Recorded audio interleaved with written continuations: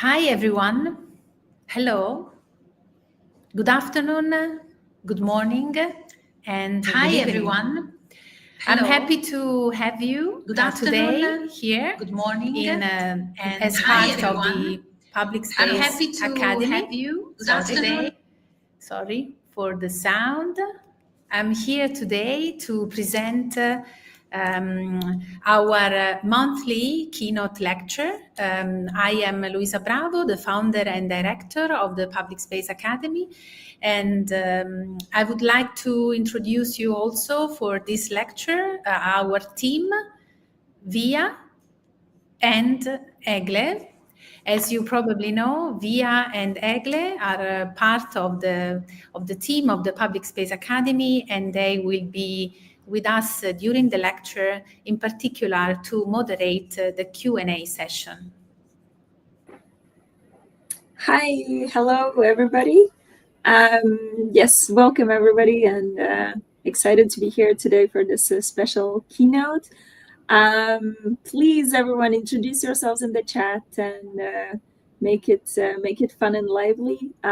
We always love to see where everybody is from and what you're doing and what your professions are, so that we can see also who our audience is. And also, if you have questions, of course, at the end we will have the Q&A, but please ask your questions early so that we can prepare and don't have any lost time in the end. Thank you. Hello, everyone. Just extending on Via's message, please be active and write your questions, and we'll be happy to go through them at the end. Thank you, Via and Egle. Now, I know you are very excited, all of you today attending this keynote lecture, because as we announced on our social media, we are very glad to have today with us Helle Søholt from Gehl.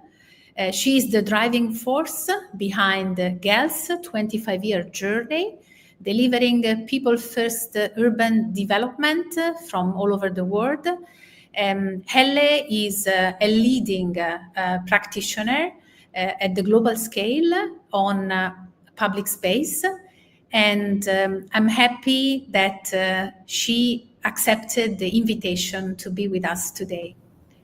Thank you, Helle, and welcome. Thank you so much for this opportunity to speak to all of you, and I'm really happy and honored to be able to share a bit of our approach to public space, but setting that up in a much broader context today as well. So really happy to join you. Well, thank you again for accepting our invitation. So now the floor is yours, and we will actually wait for comments, as Via and Egle mentioned, at the end of the lecture, so that Helle can answer to all the questions. Thank you. Thank you so much. So let me begin. I'll be focusing today on how to develop healthy and resilient cities with a focus on both people, place, and planet. And just to give you a little bit of a background further to what was already said, I started the company together with Professor Gehl back in May 2000. So it is now already 25 years ago. And from the very beginning, we have had a focus on life. And today I want to bring life into a broader perspective as well, not just focusing on human life, but in fact, all life forms, including the natural systems that we need to cater for as well. So that perhaps also speaks to the evolution of Gehl throughout the years and the complexity of our services today. So when we focus on public life, I believe it is very important that we put that into a societal perspective in order to argue for the importance of these collective spaces and systems. Sorry about that. It was went straight to my last slide.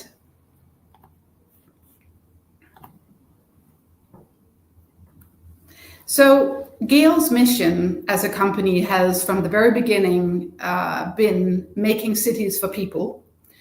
And by that we really mean communities that are equitable, healthy and sustainable places for all. And that is a global mission, you could say.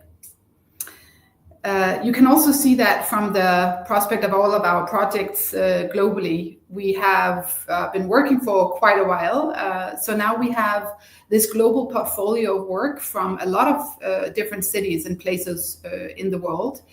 And we have collected urban data and public life data from a lot of these destinations, which enables us to now compare and benchmark the performance of different places. But starting with people, or starting from a user perspective, you could also say, has always been fundamental to our methods.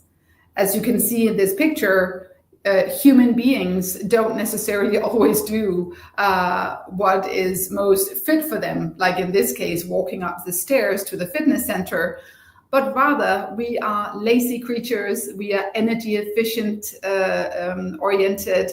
So in this case, taking the escalator up to the fitness center instead. So what we try to really consider in all of our work is the mental experience for people in a place. It's the social experience, meaning really the norms and the relationships and the way we communicate and relate to one another. But then also the physical experience, of course. Is it comfortable? Is it safe? Do we feel the ability to engage? So all of these different aspects are part of a more life-centered approach to developing public spaces. When I started the company with Jan Gehl, a lot of these methods were analog, but today we have developed digital tools that helps us survey and engage with people locally to really get an eye-level perspective on how spaces are used, the distribution of gender or age, how people are walking around in an area, what type of activities are taking place at different times of day or week or month or year. And we use this data to supplement and understand how are spaces operating, what is the local culture, and then we can build strategies and design impacts and designs of public spaces on the back of that. So today, Gehl as a team is offering quite a wide range of services, you could say, from master planning and overarching strategies to place activation and social spatial research, and then community engagement and mobility services. And at the core of all of this is life and public spaces as a shared collective system. So by 2050, we know that about 70% of the world's population is going to live in cities. And we definitely desperately need a new urban approach. Today, the business as usual system of delivering cities is really working from investing in infrastructure of dispersion. That really means enabling different activities from shopping to offices to ways of living in a dispersed kind of way in the urban landscape. Sprawl, you could also call it. And that is enabled by personal cars and the disbursement of also private amenities. The behavior that generates is underutilized public spaces. And we see that in many places in the world right now, particularly also on underutilized downtown cores or urban centers that are experiencing sort of or dying out. And that creates dependencies on roadway and essentially low place value. So we actually need to turn this urbanism cycle on its head. And it's quite urgent. And we call that a climate-aligned urbanism. And that path, that urbanism is path dependent. It's really about investing in infrastructure as connection. Public space is the ultimate response of that. But connection also enables public transportation and much more shared amenities. And it creates a behavior of vibrancy and local economies that can thrive. And all of this leads to dependencies and movement efficiency, and in fact, high place value, I would argue. So this is turning a vicious cycle into a positive cycle for future urbanism. And this is needed because we are in a time of polycrisis right now, from urban sprawl, as I mentioned, to climate change, inequalities that are rising in many urban areas, generation divide, urban security issues, energy transition that is so badly needed, biodiversity crisis not to mention, and the draw on raw materials so many places. So the problem is that the way that safety and comfort is often packaged, you could say, it comes in these very standardized and mechanized forms. And we see it from high-rise buildings or these standardized sprawling urban housing areas. So these images is representing an urban form that we can see in so many parts of the world. But a climate-aligned urbanism actually works on a different kind of both physical and social infrastructure at the same time. We need to create places that caters for safe and safety regardless of age and ability. We need to connect buildings to streets to create softness and caring urban environments. We need human scale that is really enabling a much more efficient combination of nodes and choices. We need what we call third places, where friends can gather and share their city, and neighborhoods that can really be shaped by residents. So at Gehl, we dare to believe that advancing the worst of climate change can actually bring out the best in cities. This is the opportunity that we have. So what is different about climate-aligned urbanism? It's different in three kinds of ways.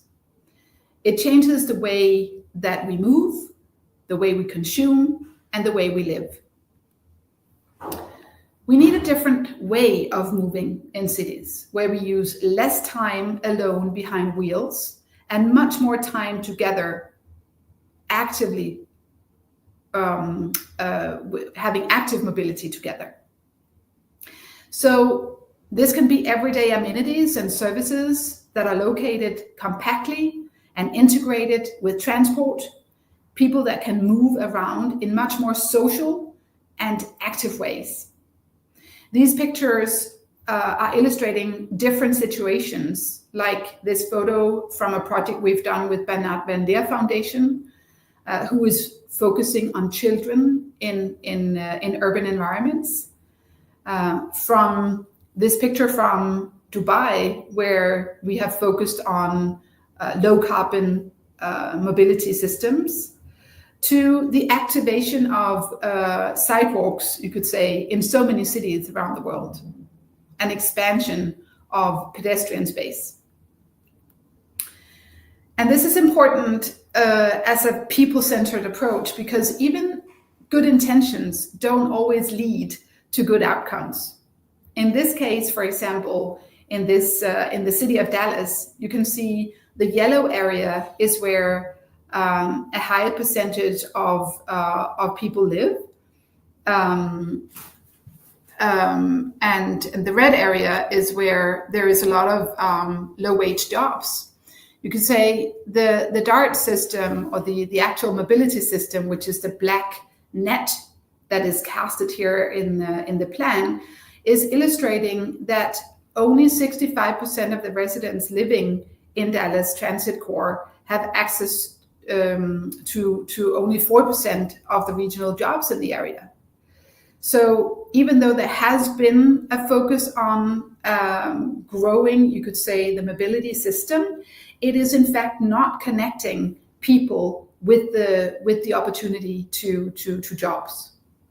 So we have to start analyzing differently and understand local movements in a much more deeper way. We also have to consider new ways of consuming. It's about having less duplicate ownership and much more that is shared in terms of tools, resources, and projects. Compact cities can bring us closer to one another, and we can share resources and build communities much more efficiently. Again, this can be everything from having access to local markets and fresh produce, to actually connecting across ages, to even sharing of tools, as in this picture, where you can actually borrow tools from the public library in Berkeley. And then we need to consider different ways of living. Fewer single-use, inflexible buildings, and many more flexible, repurposable spaces that can be shared between users and users. This is important because you can see in this graph that even though we are becoming more and more, you could say, energy efficient per square foot, we are spending more and more square meters per person. So the purple line you can see in this graph is going downwards, and we have decreased our energy consumption per square meter by more than 24%. But we've increased the amount of space that we all use. We have much greater homes to a large extent. We are taking up much more land due to the urban sprawl that I was talking about earlier. So putting these two together mean that there is actually almost no change to the total energy consumption over the past many years. So this is something we need to change, and that is why architecture can enable us to live in neighborhoods where we can interact with and depend on one another in new ways and make the most of the buildings that we are in fact creating.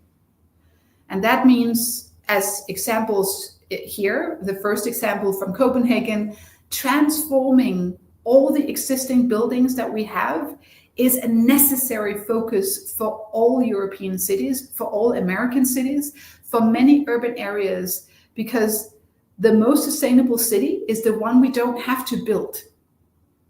And then, of course, transforming, you could say, favelas, like this image in Buenos Aires, where we have helped insert, you could say, public spaces and amenities in very densely populated areas. And then, of course, also looking at how we can make the cities affordable. And in this case, this beautiful architectural piece from Copenhagen, which is actually student housing.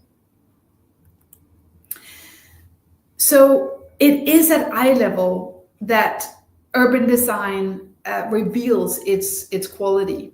And unfortunately, there is so many, you could say, bad examples of spaces and places and street design and ground floor of buildings that are not enabling, not inviting people to actually engage.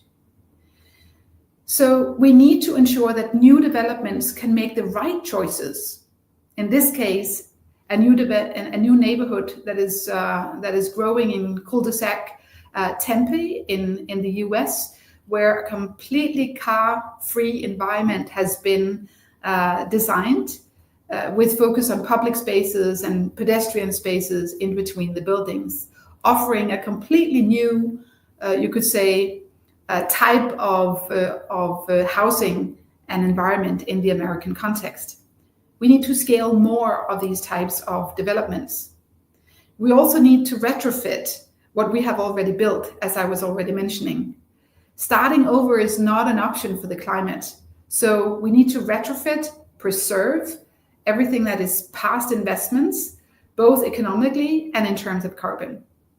This is a project that we have done in the center of Shanghai, transforming here the link from the very inner city down to the waterfront, and then transforming the waterfront in itself from, you could say, an area already back in only back in 2017 that was considered unsafe. It was not activated at night, and now transforming this into a public space that is more than 40 kilometers long, where people are now meeting, running, eating, spending time, having kids learning how to walk or bicycle.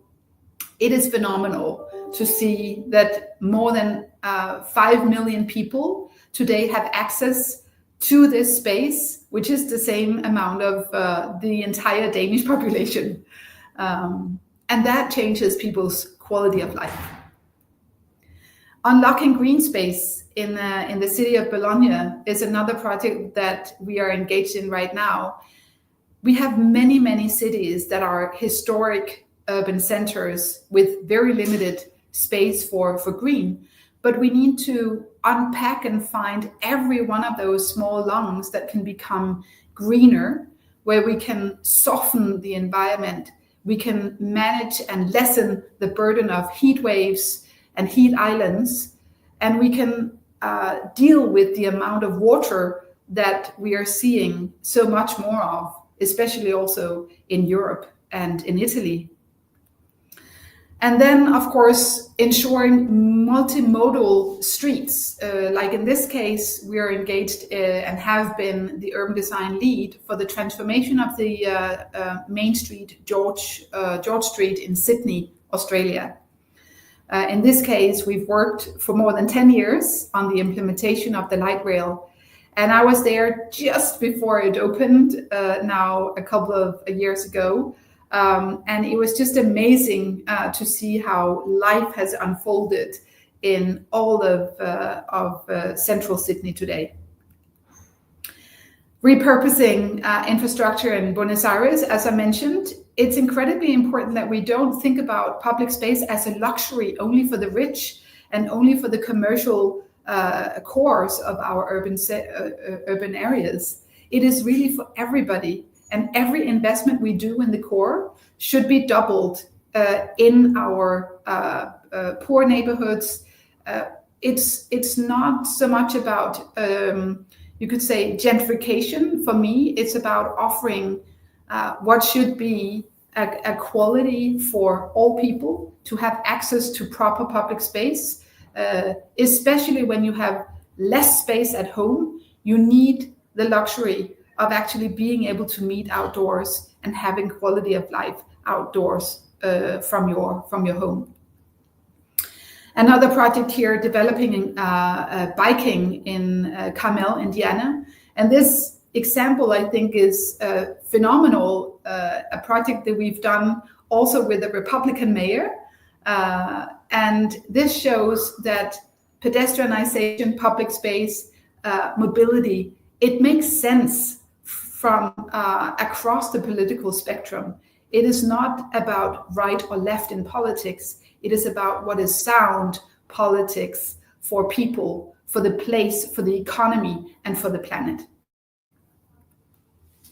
And then, of course, in Copenhagen, we have engaged in so many projects in Copenhagen over the years, from policy to planning and to spaces. This is so far a vision project. And I hope we are able to see a greening of the space and introducing a park connecting Tivoli Gardens and the Town Hall Square with the main train station. Climate-aligned cities are not places of scarcity, as I'm trying to show you here. They are places of abundance. They are giving us more of what we want, not less.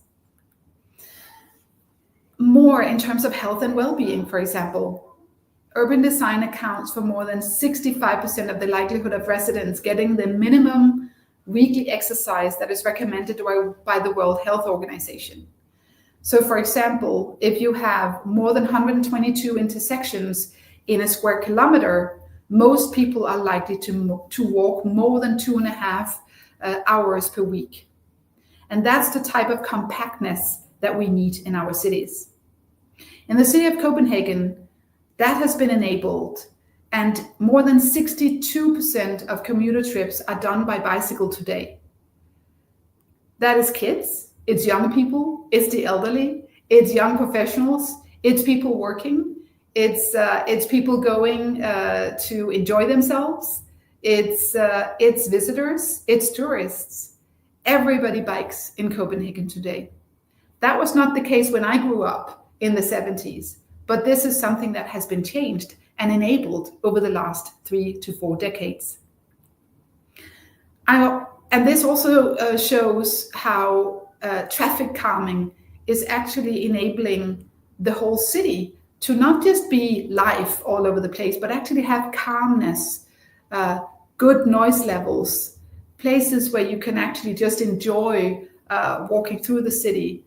And on the inside, on the other side, you could say, of these side streets, on the inside of the block, those have been converted into mini parks that can be shared by people living there.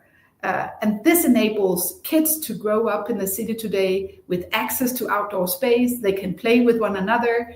You can have neighborhood gatherings because we don't have to have parked cars and dumpsters and everything else now placed in these courtyards. So working on public space, converting what is already there, can create more health and quality of life for all. It also creates more equity and more access. Basic mobility needs it doesn't have to be expensive. Walking and cycling and transit is the most affordable transportation where it's available. And it amounts up to $5,000 to $10,000 annual savings over driving. So this probably is the same in many, many different places in the world, but with US costs included here on this slides, you could say that the cost of operating a car is more than $10,000 or up to even 77% of federal minimum wage. So if we minimize the amount that people have to use on transportation, we can maximize their life quality in urban areas. And this is needed also because affordability is under a lot of stress in most urban areas. It also supports local businesses, which is another form of equity, you could say. And in this case, a project we've done during COVID-19, where we helped Castro Street in Mountain View, California, to reactivate the public space to enable small businesses to survive this very difficult business area. So more economic activity is actually supporting at very different scales. You could say even in sort of more low dense areas, you could say that with more pedestrian and cyclists in an area, with more access to public space, we found that pedestrian and cyclists are spending about 1.5 times more in local businesses than people that are driving cars. We also know that when we look at premium value, when we look at climate-aligned urbanism and neighborhoods that are more dense, they also have a 35 to 44% premium over more dispersed development types. And then, of course, finally, I would argue that the more compact climate-aligned urbanism also in denser areas does produce more economic productivity per acre because we have less dispersed development, we have a better balance with city and infrastructure costs, and we create a better tax base. So there are so many good reasons, you could say, economically, socially, environmentally, for investing in climate-aligned urbanism and public spaces. So I want to end by showing and sharing with you some recent policy work that I've done for the nation of Denmark. And I think this can hopefully be an inspiration, because we need to work on so many levels of scale. We need to work at the level of the community. We need to work at the level of government. And it's only if we can have these two come together as I usually call it a sandwich model, where we work both from top down and bottom up at the same time. If we can enable that and make that work, I believe that we can make change happen faster. At least that is what we see in most of our experiences around the world. So for a couple of policy examples from Denmark, I would like to mention a wonderful example that is called DK 2020. It was actually initiated by a Danish foundation or philanthropic association. And it started out by just picking a few municipalities that got support to do a climate action plan. And this created a whole movement where now every single municipality across the entire country is now using the C40 framework to develop localized climate action plans that are really looking into how climate adaptation can be adopted across all of these different places nationally. And this is important not only for Denmark, but for all cities and nations around the world. So I really suggest to look further into this example as ways of scaling also in other countries in the world. And then the other example I wanted to share is the new national architecture policy that was just released a month ago here in Denmark. I was the spokesperson for that work and have engaged over a period of time, 2.5 years, to develop this policy. And it focuses on 3 different topics. One, to look at sustainable architecture in a holistic perspective. To look at how city centers can be activated and revitalized, and then how we look at and ensure proper housing for the future.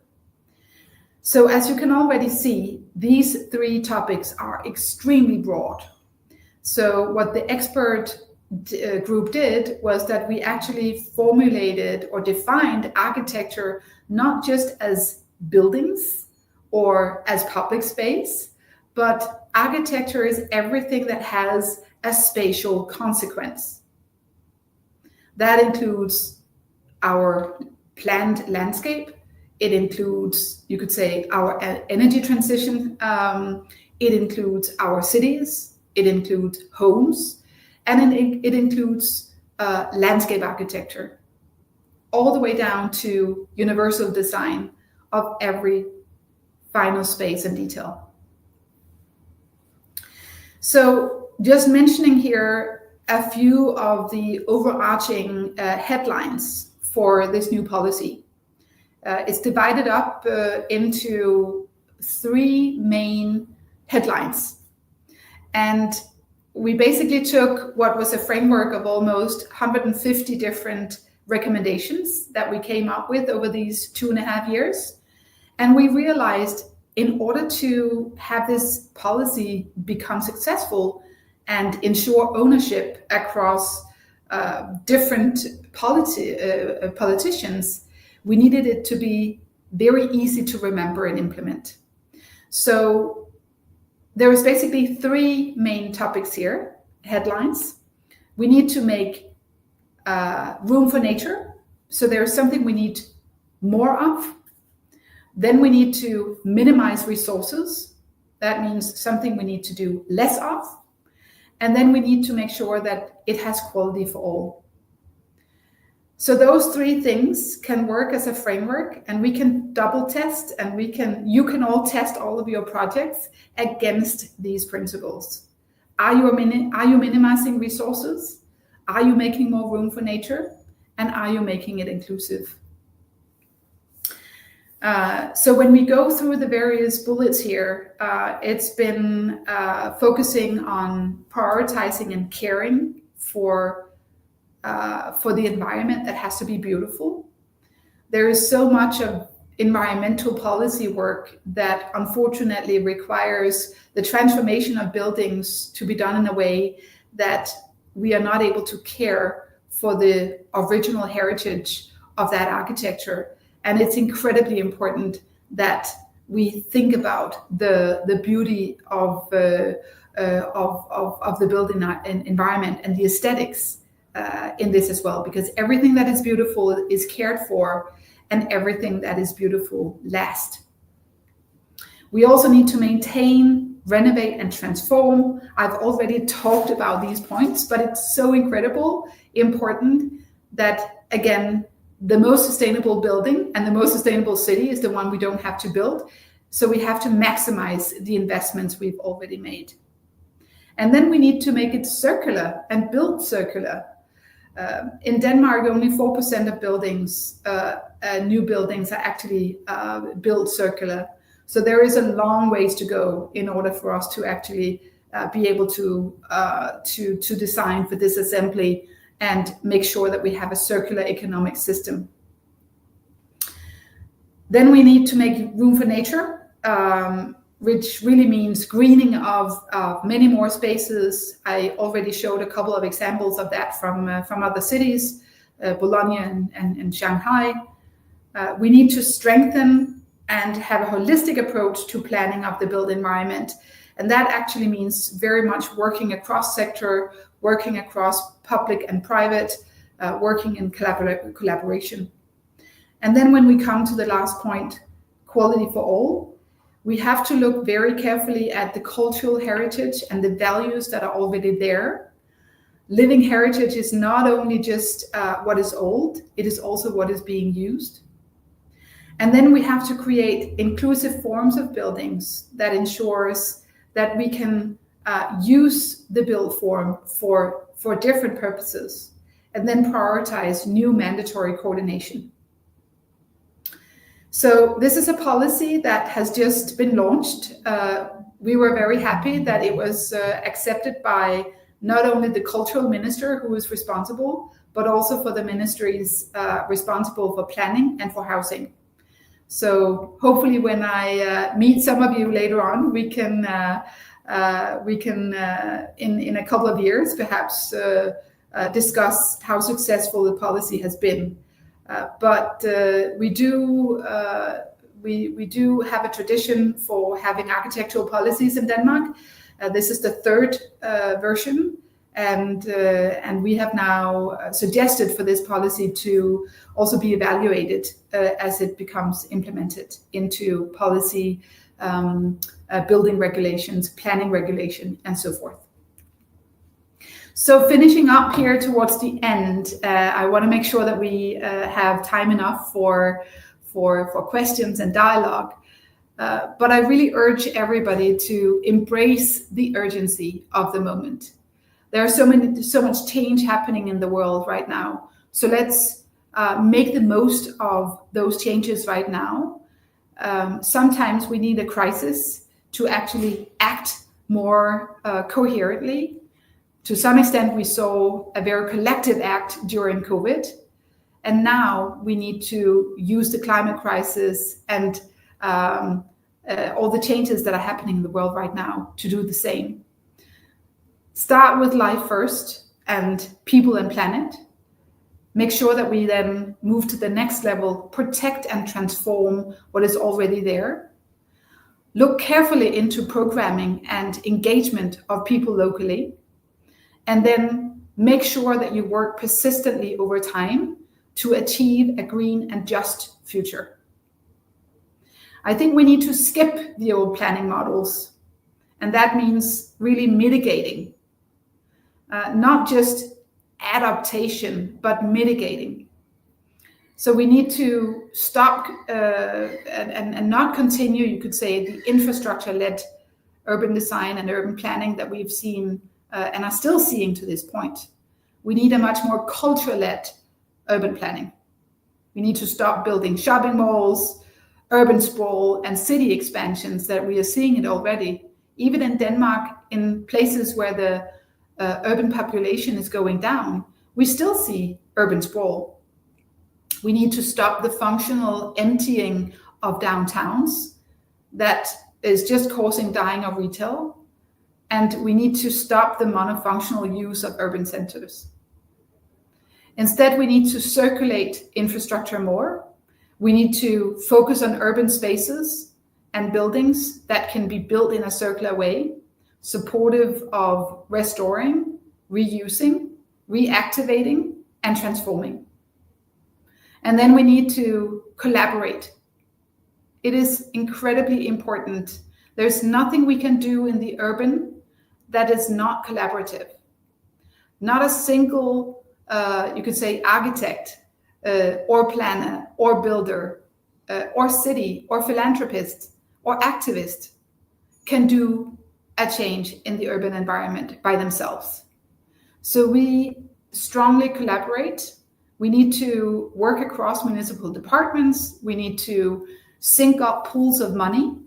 And what is exciting right now is that we are also seeing more private companies that are leaning in to investments in urban centers and thinking about how they can transform their own buildings so that they become more of an urban platform and contributes to the public life and the urban environment rather than the opposite. So with this, thank you so much for the opportunity to speak to you all. If you wish to learn more, there is a lot of case studies at our website, and I welcome you to go in and read more. But now I'm open to hearing all of your questions. Thank you very much, Helle. That was so amazing to actually see how hard you have been working in the past 25 years and with such amazing achievements. I totally support the urgency that you mentioned, and particularly for us at City Space Architecture, we believe that the collaboration is key. In fact, also through the Public Space Academy, we try to develop like an environment where everyone can actually join, learn, exchange, collaborate, and potentially also give back, because public space it is also about being generous, and caring for others.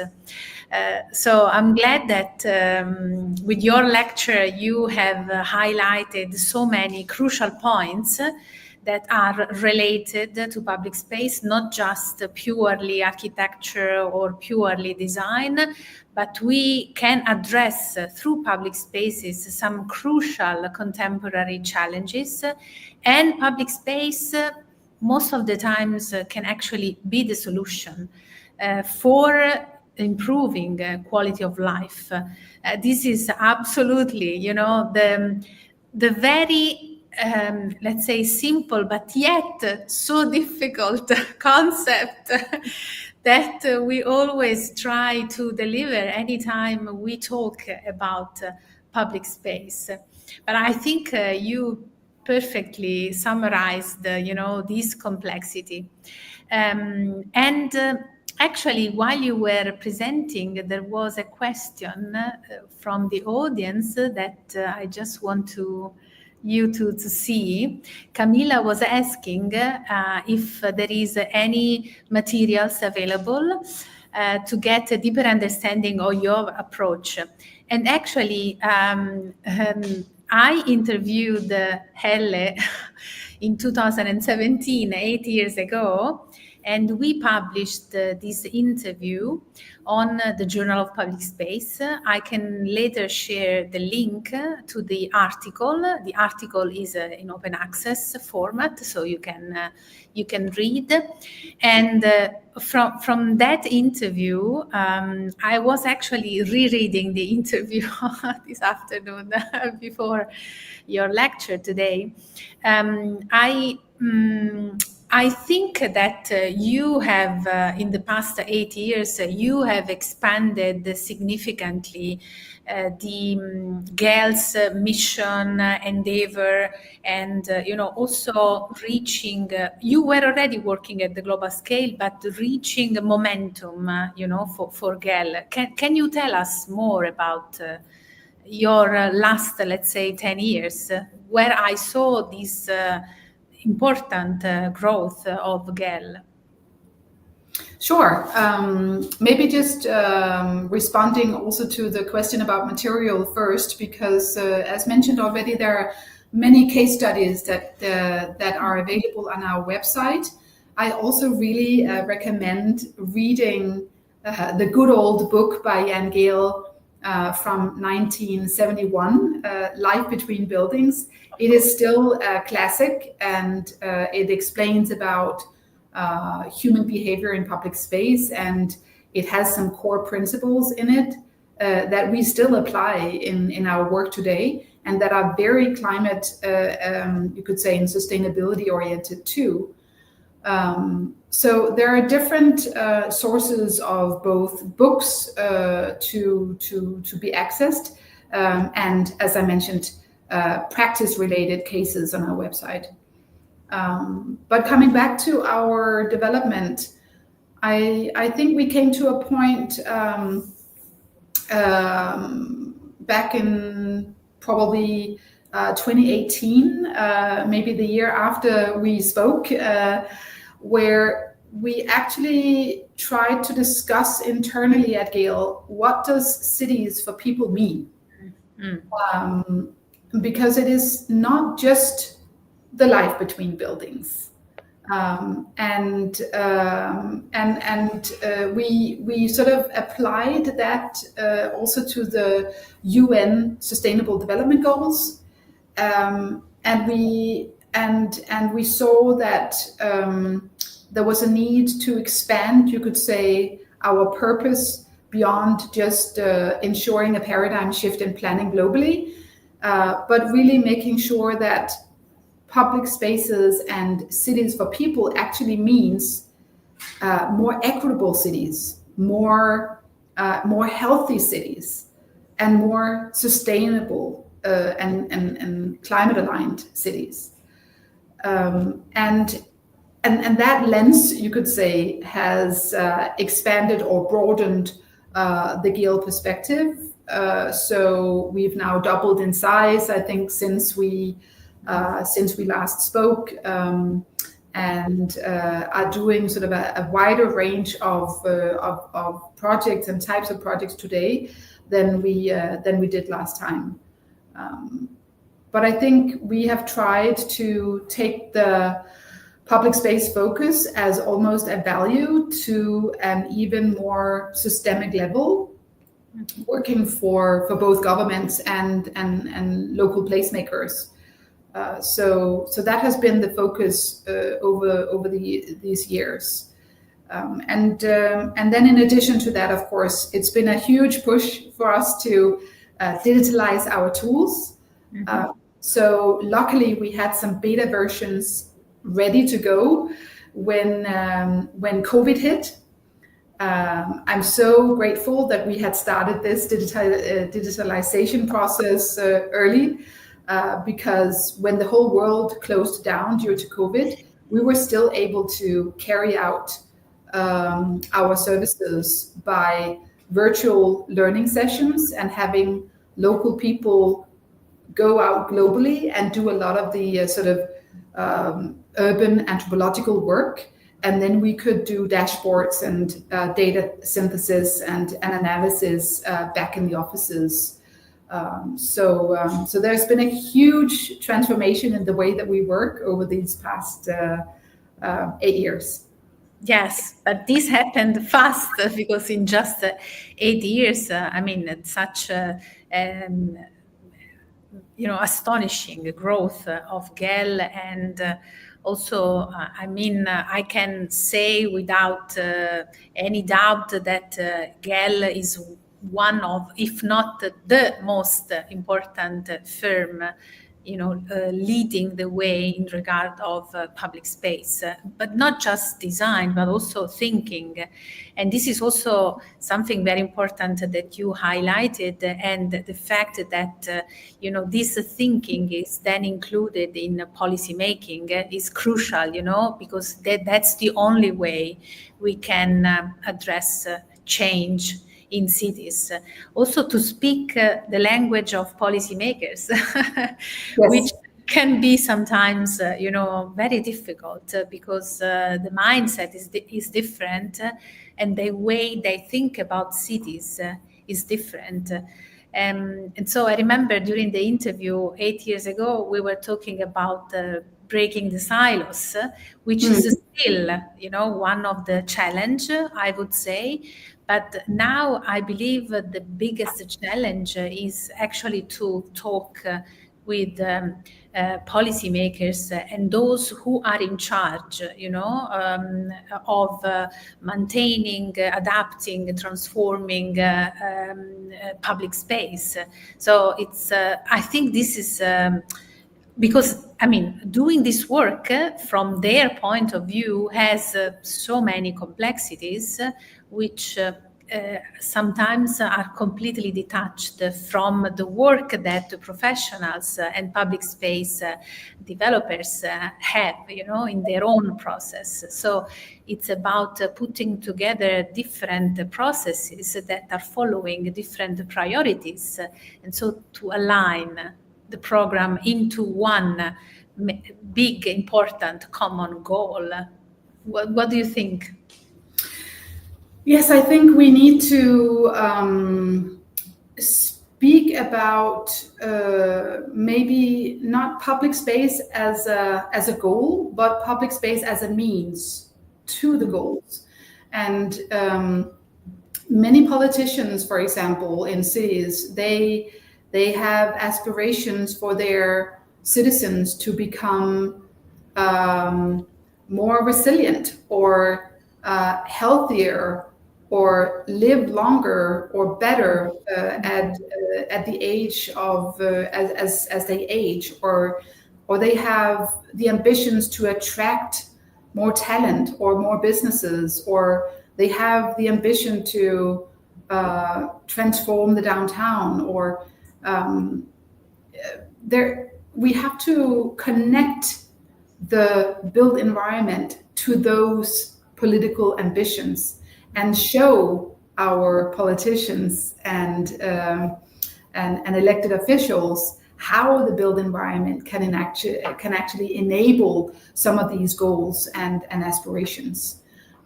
Unfortunately, many times if we just talk about public space as a goal, it can be understood as a beautification strategy. And we have to move beyond that. Public space is an essential. It is a necessity. It is it's enabling our democracy. And I would go as far to say that public space is a human right. So we need to speak differently in order to create alignment between people who decide for the future of our cities, people who finance the future of our cities, so that we can align the crisis that we are in right now with the aspirations of future development.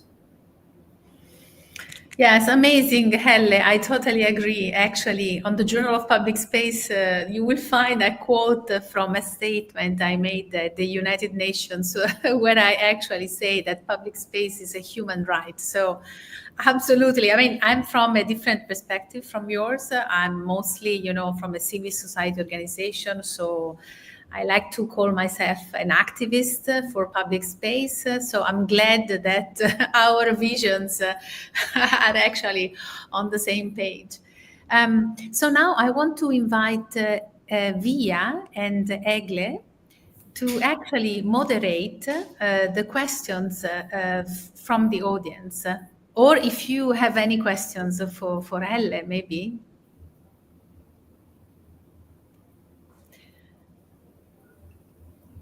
You are muted, I think, Via.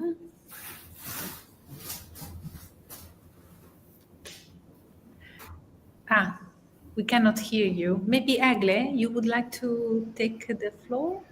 Sure, can you hear me? Yes. Okay. So, well, first of all, thank you so much for inspiration and for, I guess, professionals that are already established, but also for the ones that are still in their path of becoming activists and contributors to maybe more policies like yours across the world. We have quite a lot of engagement. A lot of people are thanking for the lecture, and probably there are some questions that we could address. Luisa, will you be able to? Yes. Mm-hmm. So maybe we can go with the one from Sally. Let me pick the question. Yes.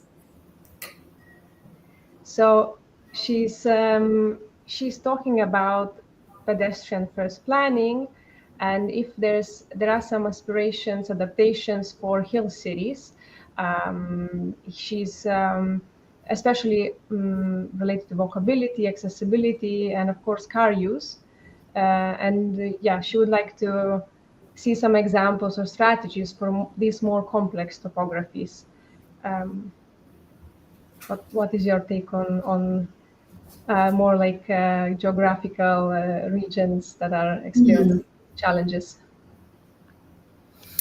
Yes, I mean, we have worked in many places with challenging topographies.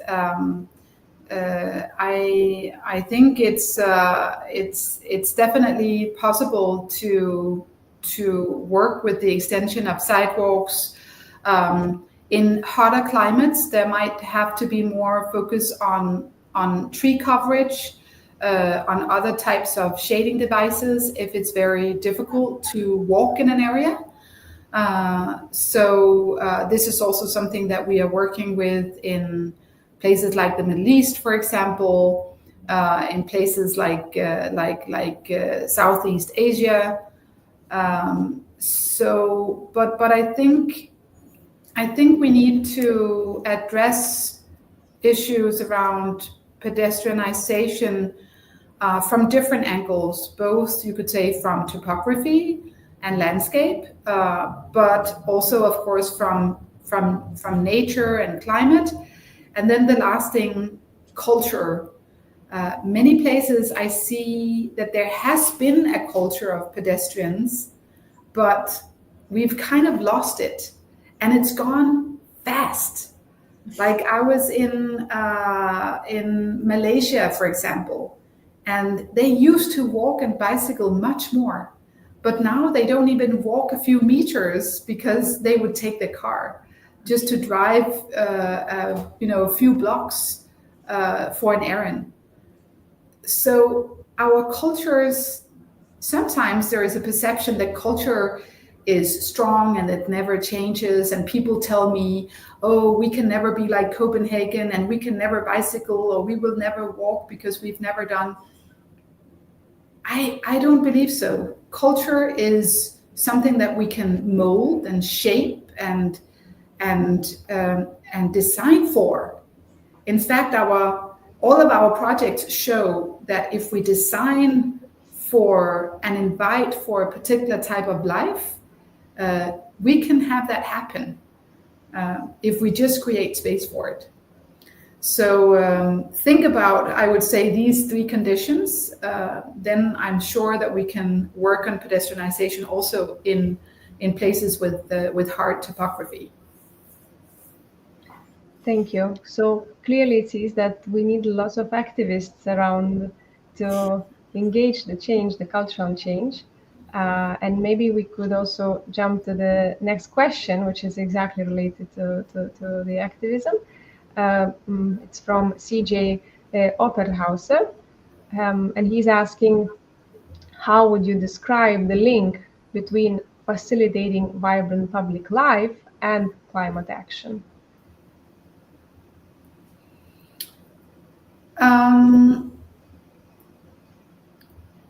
Well, to a large degree, what I've already tried to explain in my presentation, if you have places with vibrant public life, it is often a type of city environment or urban fabric that allows for lots of pedestrians, lots of outdoor activities. People can access those places maybe by public transportation, maybe even bicycling. So all of that sort of everyday life that can happen, if we have a lot of public life in areas, it is usually a sign of that type of urbanism.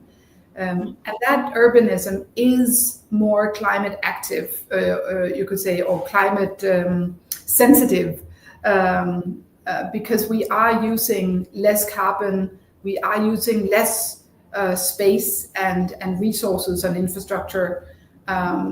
And we are enabling people to walk and bicycle and use public transport more, and thereby lowering their CO2 emissions. So that's how I sort of see the connection. I don't know if the question was more activism oriented, as we were pointing towards.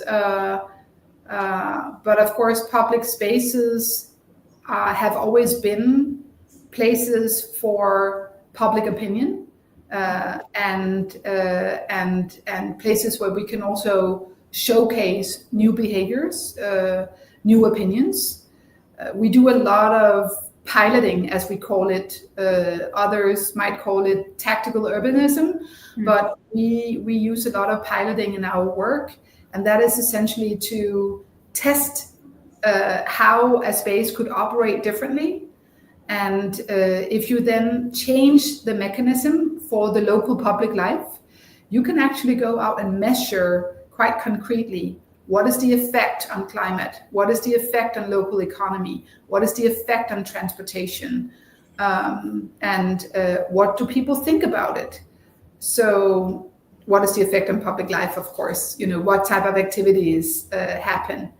So I very much encourage this type of measure, test, refine approach to urban development, rather than thinking we can plan and design everything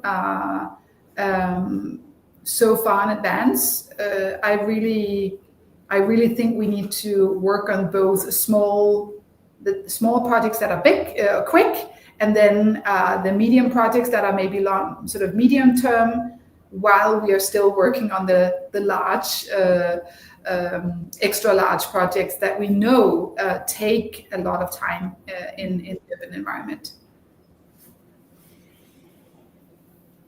I see more questions now coming. Now that we are approaching, the end of the lecture, I think we can answer maybe one or two more questions. I see this one from Angela. Yes, so Angela is asking how to manage the lack of interest in public space on the part of communities. And what would you suggest to encourage their participation in dialogues and interventions in public space? Well, sometimes we have found that a lack of interest in public space in certain areas can actually also have to do with the fact that people feel disinvested in over a very, very long period of time. So basically, people have lost trust in government. They've lost trust in, investments never come to our community anyway. So the way we approach that is always to start with engagement first before you start doing any physical interventions. Always try to listen carefully to the needs. Again, try to find data, because we want to move beyond opinions, and actually document who are there, who is living here, what is actually taking place, so that we can build on top of that.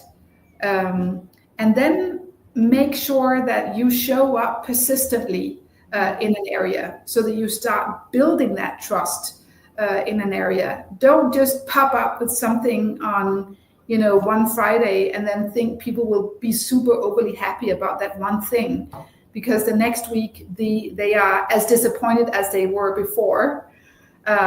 There has to be persistency. So that means showing up again and again and again.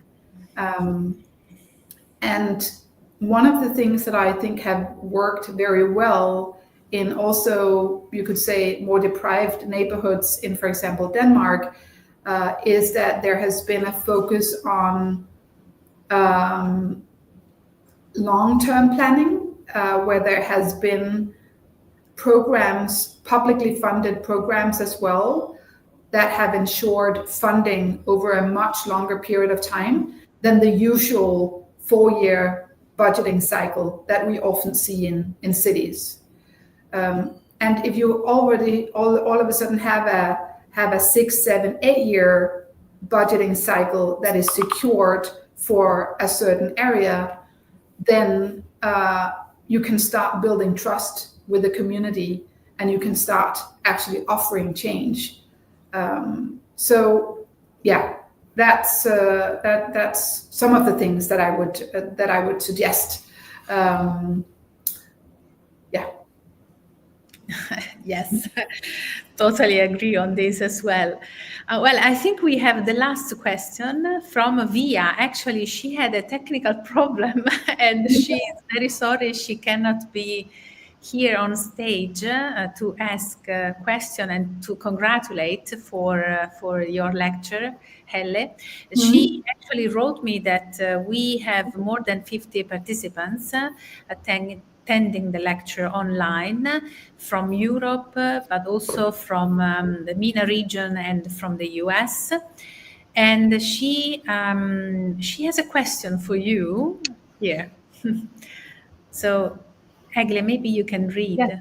So, she would like to ask about the context of uncontrolled growth of urban centers. So what would be your reflections on well-being and degrowth in economy and our daily lives? That is very important. And she can see clearly that in your work in policy, but she's wondering how we can also implement that as urbanists, especially when negotiating with clients about the priorities of the project. What could be your key tips for practitioners?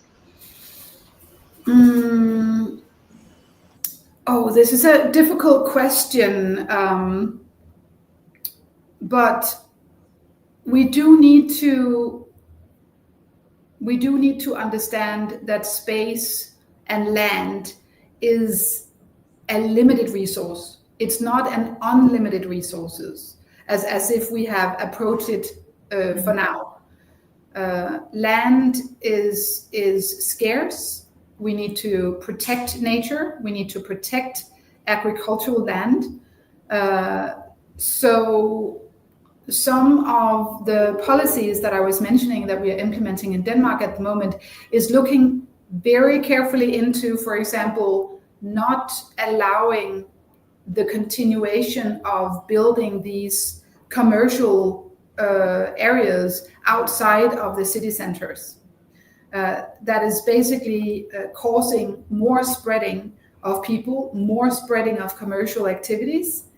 And at the end of the day, we don't have enough people and we don't have enough commercial activities to double up many of the urban centers. So we are trying to we are trying to actually by law say that there has to be a center-oriented focus on development at local government level, so that we can stop this, you could say, continuous uncontrolled growth. And then there has to be, we are looking into, for example, when you do life cycle assessments. Today, when you do a life cycle assessment, it only considers 50 years. It also does not consider, you don't get a minus, you could say, in your LCA assessment if you tear down a building.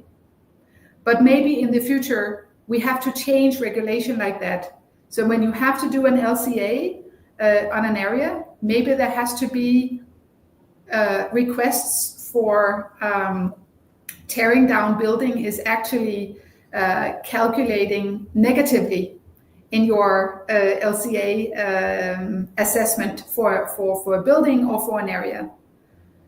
We are also looking into whether we can calculate the amount of CO2 emissions when you tear down buildings to make sure that you can reuse material on the same site.